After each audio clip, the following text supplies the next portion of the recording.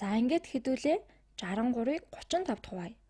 За хамгийн эхлээд харах зүйл бол 35 маань 6-ад багтахгүй, харин 63-д бол багтана.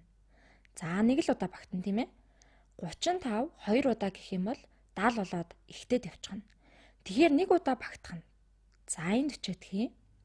Нэгийг 35-аар үржүүлэхээр 35. Тэгээд хасах үйлдэл хийвэл орон зээлэх болно. За эндээс 10-ыг аваад энэ нь 50 болно. За өнөө 10-аа 3-д өгөөд 13 болно. За 13-аас 5-ыг хасаад 8, 5-аас 3-ыг хасвал 2 болно. За тэгэхээр яах вэ гэхээр чи 63-ыг 35-д хуваахад за энэ ч бичээдхий. 63 ба 35-ийн ноогдор нь ямар тааж 1 тэгээд үлдэгдэл нь 28. За 63-ыг хуваадаг нь 35 тэнцүү 1 бүхэл үлдэгдэл нь 28. Гэхдээ энэ ч хангалттай санагдахгүй байна тийм үү? За яг жинхэнэ хариу нь 1.1 хэд гэсэн ямар нэг тоо байх ёстой. За одоо би яах вэ гэхээр үргэлжлүүлээд хуваагаад байна. Дуустал нь хуваагаад ямар бутархай хариу гарч ирэхийг үзнэ. Тэхийн тулд би энд бутархайн цэг тавиад доош нь үлдэгдэл оронгуудыг доош нь болгох замаар бодно. За тэгэхээр 63 гэдэг нь 63 бүхэл 0. За өөрөөр хэлэх юм бол 63 бүхэл 0-оос ямар ч ялгаа байхгүй. Тэгэхээр хичнээн л бол хичнээн тийг энд нэмээд бичиж болно гэсэн үг. За гэхдээ энэ ч марталгүй бутархайн цэг тавих хэрэгтэй. Тэгээд таслаас хойших тэгүүдийг доош буулгаад хуваагаад явна.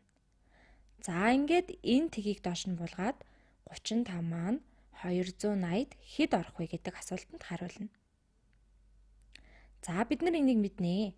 3 оронтой тоог 2 оронтой тоонд хуваах дандаа л жоох асуудалтай байдаг тийм ээ. За тэгтээ бодоод үзье. Одоо яах вэ гэхээр 40 нь 280-д 7 багтана. Харин 30 бол за байцаагаараа бараг 9 багтана тийм ээ. Тэгэхээр 7-оос 9-ийн хооронд л байж таараа. За хэдүүлээ тэгэхээр одоо 8 байвал яах нь үгүй юу гэж үзэх нь байна. За 35-ыг 8-аар үржүүлэхээр 35-ыг үржих нь 8, 5 нь 8-ийн 40, 3 8-ийн 24, түн дээр 4-ийг нэмэхээр 28. За яг таг сайхан таарч ин тийм ээ. 35 маань 280-д яг таг илгүүчгүй дутуучгүй 8 таардаг байна.